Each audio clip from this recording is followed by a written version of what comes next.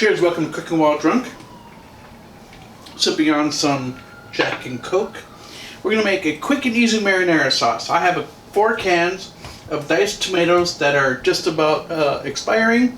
So we're going to use these as our base. You can use, crushed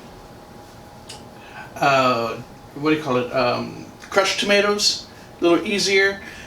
I've seen recipes that use stewed tomatoes. I don't like stewed tomatoes because stewed tomatoes are cooked, and we're going to cook this in the pan. So what we're going to do, get my pan on a little bit. So I've got 4 cans. I've got half a fine diced tomato, 1 small can tomato paste. I have about a tablespoon of chiffonade basil for later. I have about a tablespoon and a half of parsley, about a tablespoon and a half of English thyme, and a tablespoon and a half of oregano. Alright, so let's go. Where's my oil? There we go. A little oil in the pan. I think I grabbed the wrong saucepan, but that's okay.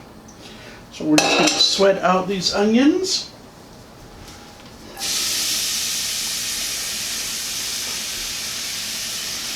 Hit it with a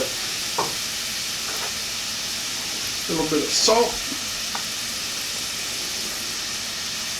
We're going to let this go ahead and sweat out for about 2 minutes, and then we'll be right back. Alright, now that the onions are nice and softened, I'm going to kill the heat a little bit more because I'm going to throw in the garlic. And this will only take like a short time. Once you start to smell garlic, you know you're done. So let that sit for a second. In the meantime, I'm going to grab my tomato paste.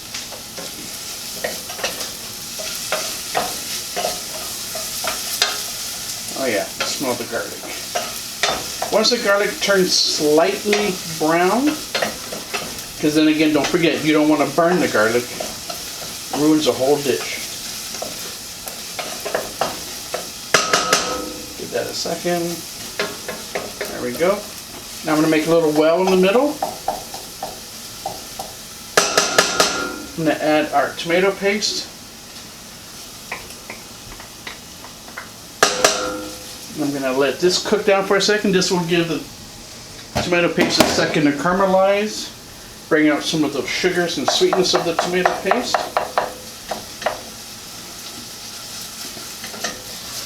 And if you only have a large can, this is just a small can, I'll take a large can, I'll open up, use what I need, and then what I'll do is I'll portion it out on a sheet pan with a tablespoon scooper, and I'll put 1 level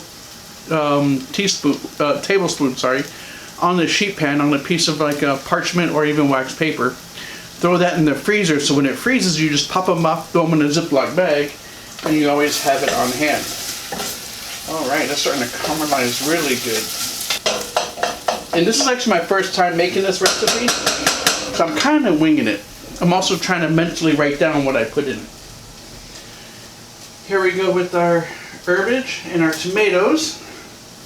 Tomatoes, juice and all, goes in. I'll let that cook down for another second because I forgot something. I've got to take a sip. Don't forget to hit like and subscribe. Follow me on Instagram, TikTok, YouTube, and Facebook. Now we can move on. Juice and all. Honestly, it wasn't too bad. It fits.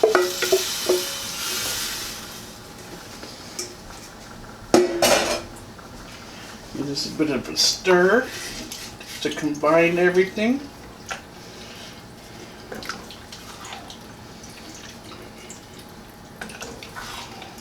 And these tomatoes are going to break down, so you have a choice. 15 minutes simmering with the lid on, and then you can put it in a blender. I would say immersion blender, because I do like having some of the chunks. Or leave it covered and cook it down for 20 to 25 minutes, and the tomatoes will just help break down. You can use like a potato smasher or the back of a metal, if you had a metal ladle, you can do that too.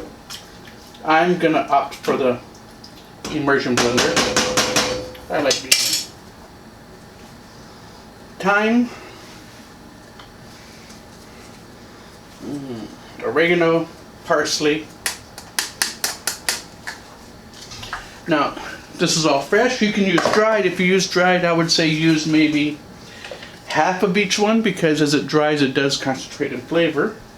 And all these herbs, including the basil, actually came from our yard. So let's get that. A stir. You want to scrape the bottom a little bit for any of the bits of the tomato paste that are down there. And that is it. Now, I hadn't put the basil in yet. I do the basil last. We're going to let this simmer for about 15 to 20 minutes. I'm going to check it every 5 to 10 minutes until I get to the soft, the tenderness of the tomatoes that I want. And then I just do a quick immersion blender with it. But I like to have a little bit of chunkiness to it. So I'm going to put my lid on. We'll be back in about 15-20 minutes. Don't forget, hit like and subscribe. Cheers. See you in a little bit. Cheers, welcome back. Alright, so I took the lid off for a few minutes just so some of the liquid can simmer out. Taste test.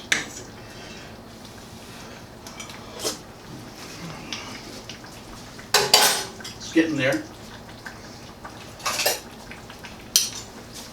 Needs a little more salt.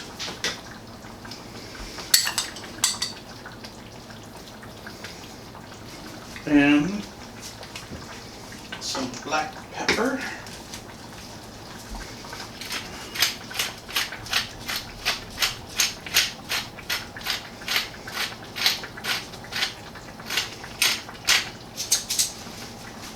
And just a small pinch of pepper flakes. Not enough to set your mouth on fire. Will it make our daughter upset? But just enough, about that much. It'll hydrate up and it won't be spicy, but it'll just give a nice little flavor. We're going to give that a stir.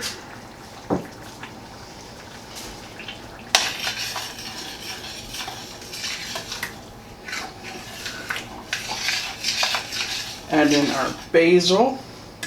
And this is our little chiffonade basil. You can use chopped basil, but I forgot what I was doing, so instead of chopping basil, I just did a little chiffonade, little strands. It's going to get blended anyway, so. Before I forget, never leave a metal spoon in a pot because you will regret it when you pick up the spoon. There we go. So now what we're going to do is we're going to kill the heat.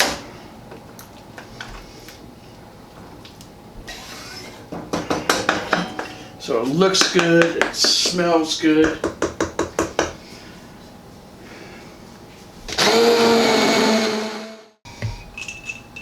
Alright, so as you can see, our sauce is done. I'm going to kill the heat. I have it on very low just to help bubble out some of the liquidness. I'm going to leave it here because I like it at this consistency. If I were doing a marinara for pizza or for, what did I make? The mozzarella sticks. I would like to thicken it up a little bit. Just so it has like it just clings to it. By the way, my coworkers did get a little mad that we ate all the mozzarella sticks and I didn't bring any to work, so. You didn't bring any of them? No, we ate them. We must have been blocked for weeks. No, the cheese doesn't do that to me. That's it to me. So you can let it simmer down for a little bit, get it a little thicker. If you want to add a little sweetness, you can. Some people put a little bit of sugar, or some people being me. You can do the turbinado sugar, which is the Mexican style sugar in the cone. You can just grate some of that, and it'll make it a little sweeter. Yeah, that's it. It came out really good. It smells great. What you can do now is you can let it cool what I would like to do is, I have these little bowls here. I will fill each one with 1 cup. Once it's completely cool, fill each one with 1 cup. Give it a little pat down, let it settle. Freeze it in these glass jars, and then pop them out, and I throw them in a food saver bag, and then like seal that bag, and that'll help preserve it. So I'll do 1 cup individually. That way you always have some in the freezer, and it works out really good. Hey, thanks for watching. Don't forget to hit like and subscribe. Once again, I'm on Instagram, Facebook, YouTube, and TikTok. Here's a cocktail. It's time to go to bed.